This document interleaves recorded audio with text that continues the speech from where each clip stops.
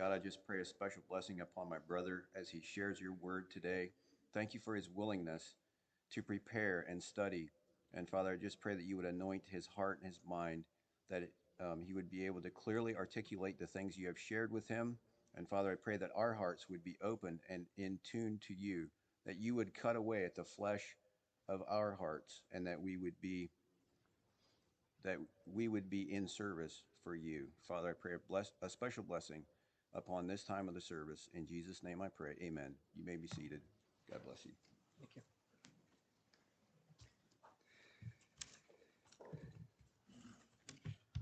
Well, good morning, everyone. Welcome. Welcome to all the visitors. Standing in the back thinking to myself, how do I get myself in these positions? Uh, Maybe I should show up at church with a nice tattoo on my forehead, or maybe Devin could start a rumor that I was drunk one night or something. Maybe I'd avoid this, but we'll give it our best shot here. Thank you all for coming out on New Year's Eve. And, as when Matt asked me to share, he gave me lots of time to study. So that was nice of him. And of course, I thought of how, it's going to be New Year's Eve, the end of the year. And often people think about the end of the year and then the next year about the year they had, maybe the differences they want to make in their lives or the changes they want to make. And often people make resolutions. There's nothing wrong with that. I think goals are great. Especially, it seems like some people don't get anywhere without goals. They can be a motivating thing, kind of keep you accountable. So they're a good thing. But what I would want to share about today is not necessarily making a goal about losing 50 pounds in the next year, or paying down, on your home, or whatever the big massive goals are that people set for themselves. What I'd like to talk about is attainable things. I called it living well. I don't know what you'll take away from this, but ultimately, to boil it down, I want to talk about taking little steps to get to where you want to go, and how these little steps actually have far-reaching consequences, sometimes much further than we give them credit for. But I'd like to start this morning off by sharing a story about something I have observed over the years. And if you guys come to church from Homeworth, coming up on 153 there on Georgetown Road, coming to church here, there's a farmer down on the swale there who plants his corn as soon as he can. He'll plant his beans as soon as he can, his corn. And the saying goes that July 4th, everyone hopes for knee-high corn. Well, this guy, I don't know if he's young or old, but he has his business in order. And that guy you'll see tassels in his corn by July 4th. Now, we were fortunate enough to buy a property up on the outside of Alliance, and there's a farmer there beside us that farms the field right beside us. And we spent a lot of time there this spring, and so I got to kind of watch how he farms. And this particular farmer, the field sat fallow for many months. And finally, come the last part of June, there was a disc that showed up in the field, and he flies around. The dust is rolling. And July 1 or 2, he plants his beans. And those things, the whole year, maybe got this high. And a field like that, there's no reason his beans couldn't have got 2 or 3 times that big. Obviously, I'm not taking into account the soil quality or the types of fertilizer he used. But the point I'd like to say is around here we have wet springs.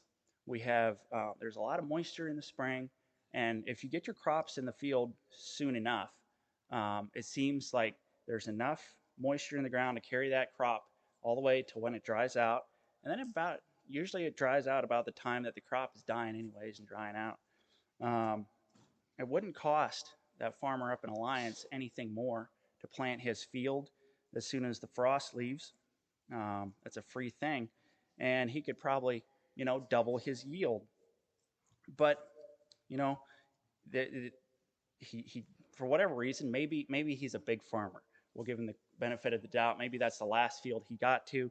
Maybe his first field he did get into, the last of March, whatever it was. We'll give him the benefit of the doubt. But these little choices that we're like, what is it? It doesn't cost me anything, or it's not a big deal right now. They actually do have far-reaching consequences. So I'd like to read a little bit. Luke 10:16, verse 10. If you're, according to the NLT, says, if you are faithful in little things, you'll be faithful in large ones. But if you are dishonest in little things, you won't be honest with greater responsibilities. So, like I said, we daily face these decisions that may or may not cost us anything, may or may not look like a big deal, but maybe down the road, they do add up to something. And I'm not here to try to give anybody anxiety about, am I making the right decision? Should I have a burger or a chicken sandwich? I'm not trying to instill in us anxiety. What I am trying to do is maybe for us men, we tend to live passive lives and maybe sit up and actually steer the ship a little bit. And it could have a huge effect on the rest of our lives. Another story that could point this out is, so I do roofing, and in the fall we run out of sunshine. We run out of warm weather, and we do a lot of coatings during the summer, and as those things go, we need warm weather and sunshine, dry those things out. It's a water-based coating. And so it can really make a difference if you show up in the morning and do your setup, before the roof dries off. That way, when the roof is dried, you can start to spray. Sometimes if you're setting the job up and you pull in there, it can take up to 2 hours. Well, those 2 hours really make a difference when you're looking at the weather and you see 60, a high of 60, and then the next day is a high of 55, and then the next day, it's a high of 45 after that. And then after that, it's the middle to end of November, and it's going to be 30s. So we deal with these things all the time on a day-to-day basis. It does make a difference in the end. We've all the time, or we've always worked around it and got around it, but it does make your life a little bit easier if you can pay attention and be like, if I show up just a little bit earlier, that might make my life a little bit easier in the future. So think about choices and these little details that we make. I had to think of another guy. There was a guy that used to be an insurance rep, kind of like BAA, Brotherhood Auto Aid, but it was called Mennonite Motor State back in the day. And BAA actually grew out of that. They had a splitting of the ways and everything. But anyways, he was a rep for like 10 years. And in the course of that, he had lots of fender benders, a couple accidents and everything that he took care of. And he would often send his work to the same shop. And through that, he got to know the owner, and they'd often talk and so on. And one day the shop owner goes, if all of the vehicles that you sent to me had good tires on their cars, we could avoid 90% of these accidents. And that stuck with me, because it's like we all think of tires as a necessary evil, something we neglect. It's like, it's not supposed to snow a bunch this winter. Well, all you need is that one rainstorm where you hide your plane, you scoot across the road, and you hit the other car oncoming, or maybe, there is that one snowstorm and you choose to drive in it. It doesn't cost much in the grand scheme of things to have some good tires on your car. In the end, did he really save anything by skipping the tires?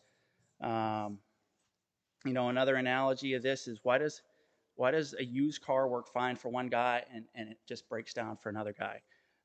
It's all these little choices, all these little things that we choose to do. Do you drive it nicely, or do you beat it up? Do you change oil in it, or do you just skip that?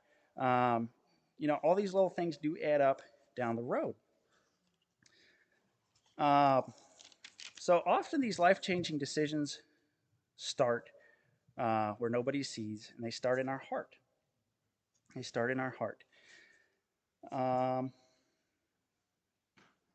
So I'm going to read a little verse out of Proverbs 27:23. It says, "Be thou diligent to know the state of thy flocks, and look well to thy herds."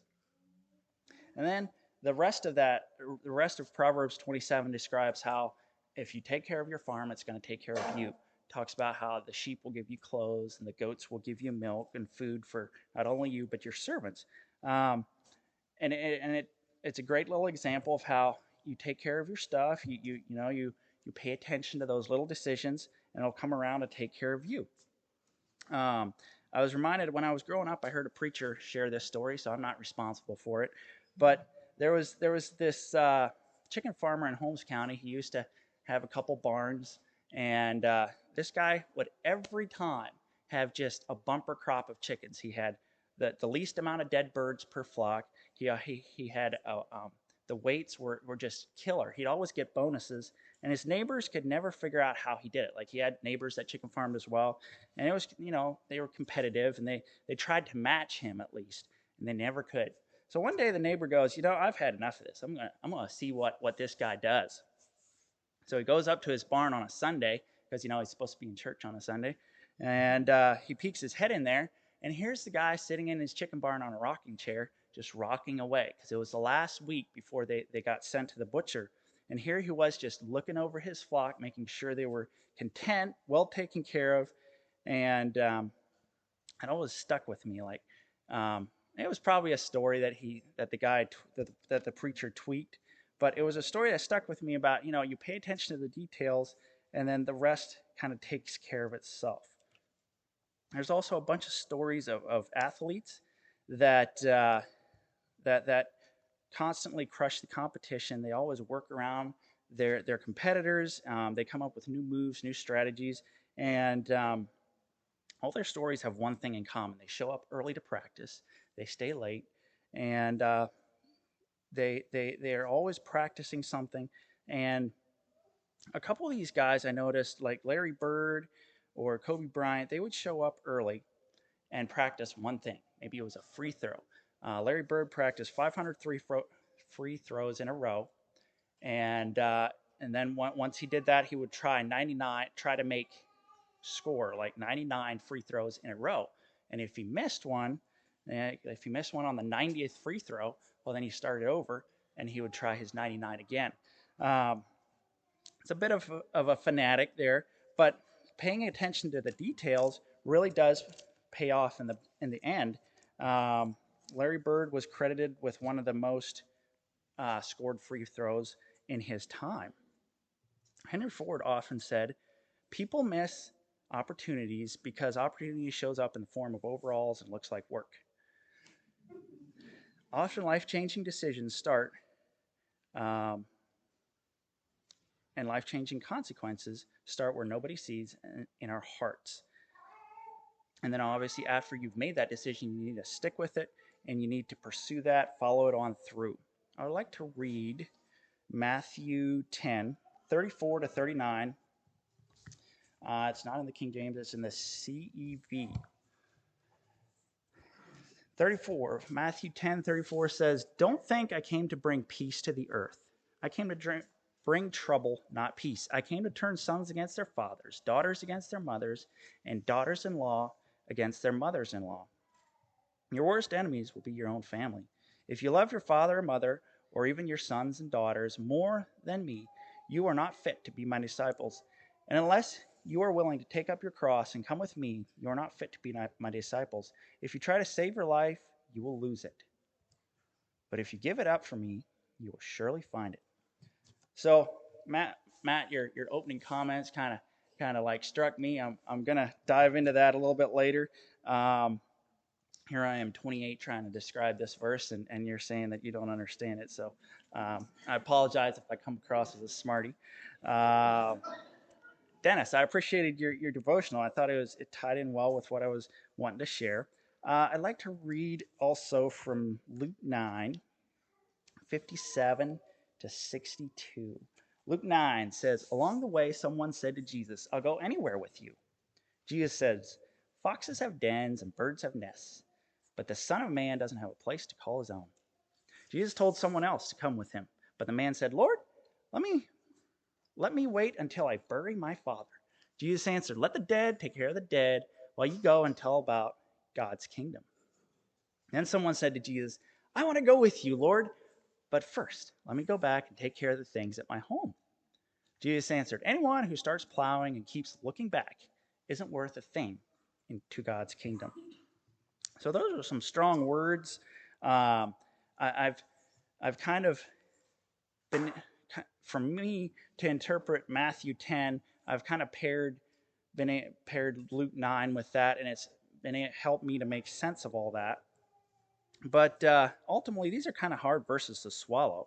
Matthew 10. What is God talking about? Like, did He actually come to pull families apart? Did He actually come to bring strife and turn our lives upside down? Does He actually want us to be stressed and anxious all the time?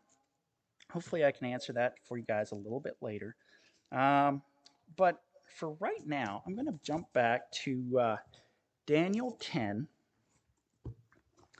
and I'm going to Daniel 6, verse 10 says, Daniel heard about the law, but when he returned home, he went upstairs and prayed in front of the window that faced Jerusalem in the same way that he had always done. He knelt down in prayer 3 times a day, giving thanks to God. So we all know the story,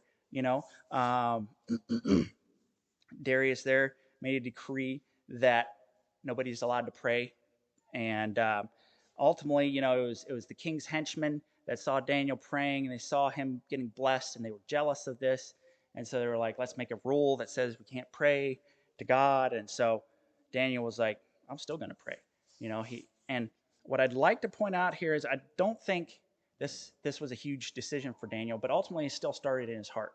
He decided that it was worth more to serve God than it was to obey the king, and I think that decision started in his heart, came out, and manifested itself in the form of he ignored the king's decree and he kept on praying.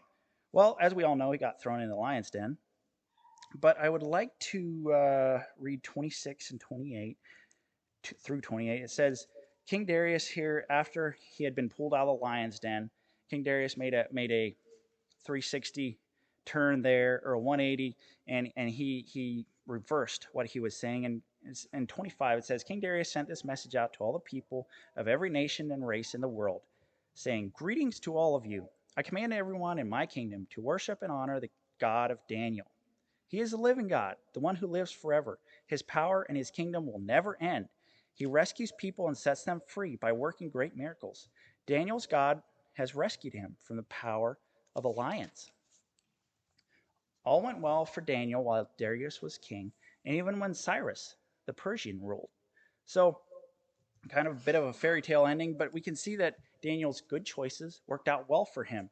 God honored him. God blessed him for those decisions. And the way I always have to think, what would have happened if Daniel would have said, I'm not going to pray today? I don't think there would be a whole lot mentioned here in the Bible about Daniel. But because he did obey, we were able to learn a lot about Daniel here in the Bible. Another story, another example of these little decisions going a long ways. I'd like to read Genesis 39, 6 to 10. It's about Joseph and Potiphar. We all know the story. But I'm going to read it here just to refresh it. Genesis 39, verse 6 says, Potiphar left everything up to Joseph. And with Joseph there, the only decision he had to make was what he wanted to eat. That sounds like a rough life for Potiphar. Joseph was well-built and handsome, and Potiphar's wife soon noticed him. She asked him to make love to her, but he refused and said, my master isn't worried about anything in his house because he has placed me in charge of everything he owns. No one in my master's house is more important than I am. The only thing he hasn't given me is you, and that's because you are his wife. I won't sin against God by doing such a terrible thing as this. She kept begging Joseph day after day, but he refused to do what she wanted or even to go near her. So here's an example of a godly man making godly decisions, choosing in his heart to not cave to his fleshly desires or to temptations, and ultimately it ended up having him thrown in jail for that. And he sat there for many years, actually. And he could have despaired, he could have cursed God, but he didn't. He chose to continue to serve God, continue to be grateful to be alive. And as we know, things worked out for Joseph. He ended up becoming king of Israel there, or the king of Egypt, and he walked Egypt through that famine. But not all stories like that are going to turn out the same or have a happy ending this side of eternity. But that's beside the point. Like we're asked, we're commanded to serve God, make those good decisions in our hearts, and to serve God. Um, what happens when we ignore what we know is wrong and do it anyways? My mind went to Adam and Eve, and you know, us guys sometimes crack jokes about Eve going shopping and stuff, but oops, ultimately, ultimately, the course of humanity was altered in a couple minutes.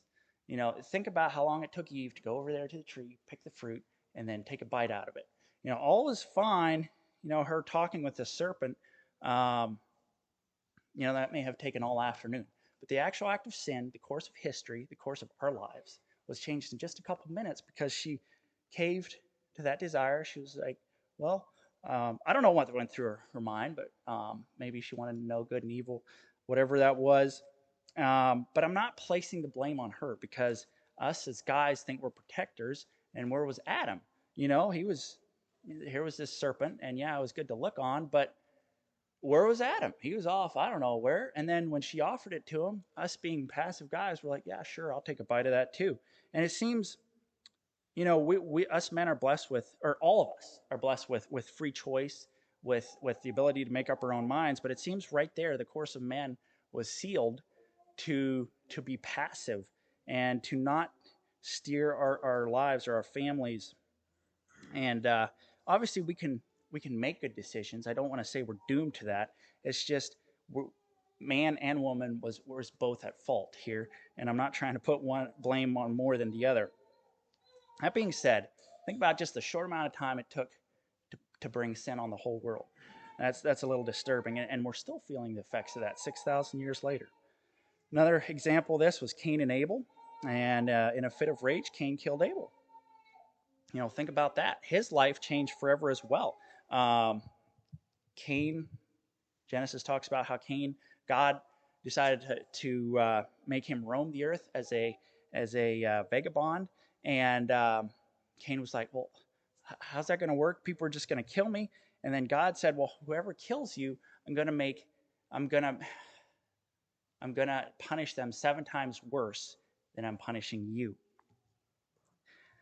Now think about that. Like Cain's life was ruined, but then whoever the misfortunate hapless guy was that killed him, maybe Cain was there taking a chicken out of his chicken coop because the Bible says he couldn't grow crops anymore. God was going to curse the earth that Cain planted, and he couldn't grow crops. I assume he couldn't grow animals. And so what was he going to do?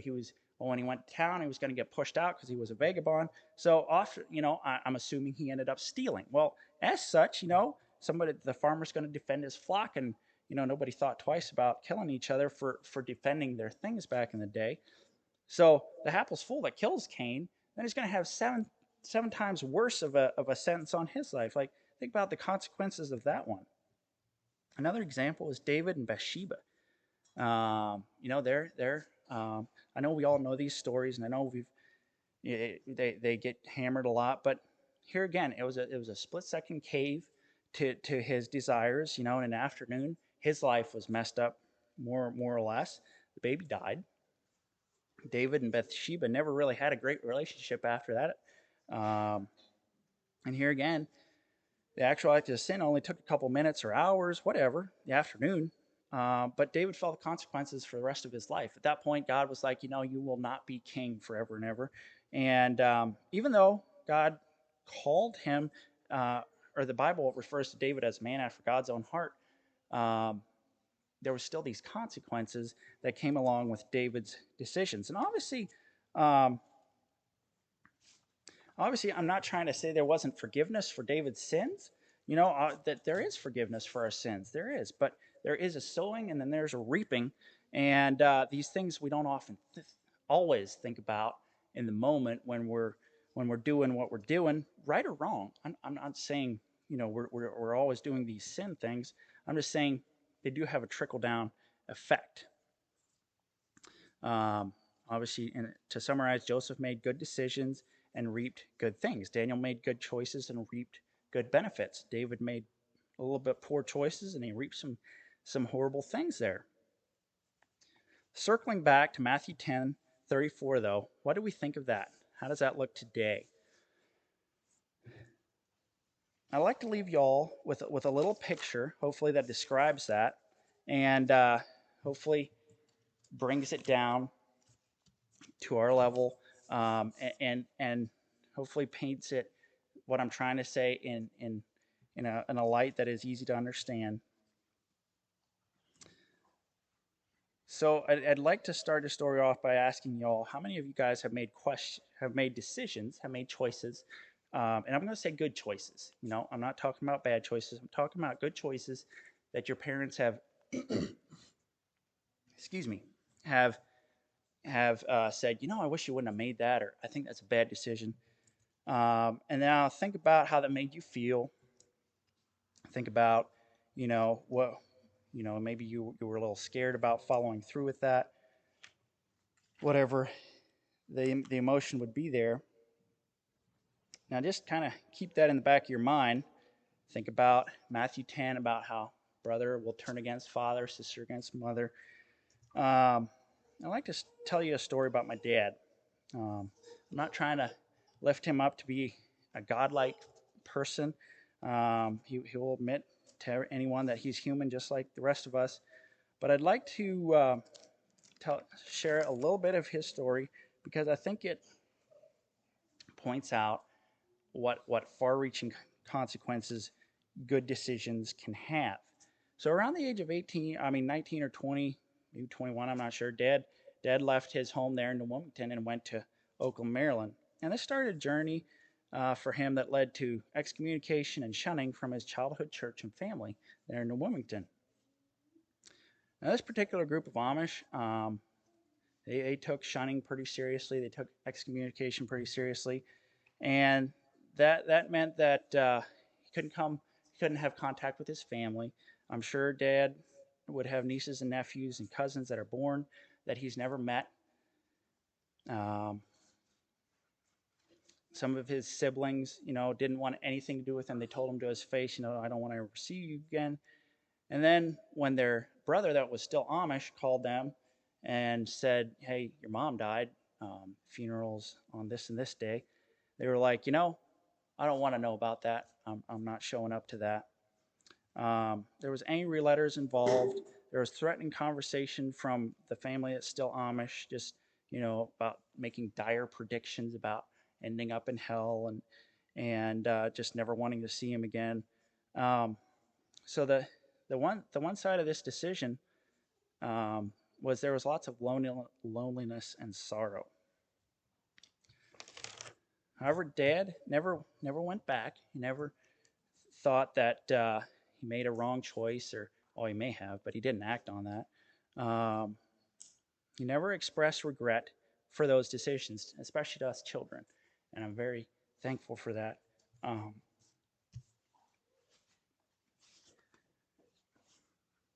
Because, our lives as sons would never be this great. We live a pretty fun life, I gotta say, pretty wild one.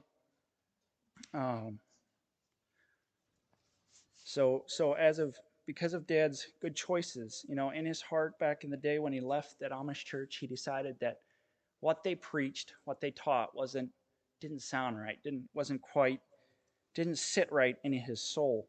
And he decided in his heart that he was going to find something better. And what he was actually pursuing was a relationship with God. I don't know if he knew that at the time, but he ended up very soon after that finding God. And he's never looked back since then. It was I would say probably the best decision he's made. And us boys reap the benefits of that every day. We none of us married our second cousins or our first cousins, and as a consequence of that, none of us have Down syndrome or bipolar kids. None of us have a child that has a cleft palate, and I don't want to. Maybe some of you have that in your family, and I'm not saying that's a fault of you or your family members. What I'm saying is this community has been inbred for so long that the amount of special needs children in that community is just astounding. You go to the sale barn down there, and there's a dad in tow with like 5 kids, and 2 or 3 of them are special needs out of those 5 kids. It's incredible. The amount of darkness down there, like witchcraft and water witching, just abuse that goes on down there is mind bending, and they all think it's okay. Um, you know, I have to think, just the polarity of light and darkness. They wouldn't think twice about having one of their sons sleep with somebody else's daughter, because that's bed courtship and that's just what you do. They would never believe you if you told them that you had never slept with your girlfriend before you got married. They're like, oh, of course you did. You did it somewhere, sometime. Um, just the amount of darkness that Dad has walked away from and allowed us boys to live such a good life. He had the rejection of his family. He had the rejection of his brothers, of his cousins, of his aunts and uncles, and he was like, nope, I'm gonna pursue this. I'm gonna pursue God, and I think that that's what Matthew 10 is talking about there. It's talking about um, choosing, not swerving aside, even though your family says you're dumb or you're making the wrong decision. I think that that's what that's talking about, and ultimately that's what I'm trying to get to is the so those little choices that Dad made in his heart, he stuck with them, he persevered with them, has led to this great life that us boys are able to live, and I would say that Dad lives now as well. He made that hard choice for us, and now we it feels like us boys can reap the benefits of his good choices. So again, as you look forward to the new year, think about making all those decisions, all those goals, all those New Year's resolutions. Think about maybe ways that you can just tweak your life a little bit. Maybe spend 2 minutes more reading the Bible instead of trying to read the whole Bible in a year. Maybe read 2 extra verses every day. Just little tweaks that you can do will have far-reaching consequences. Turn the time back to Dad.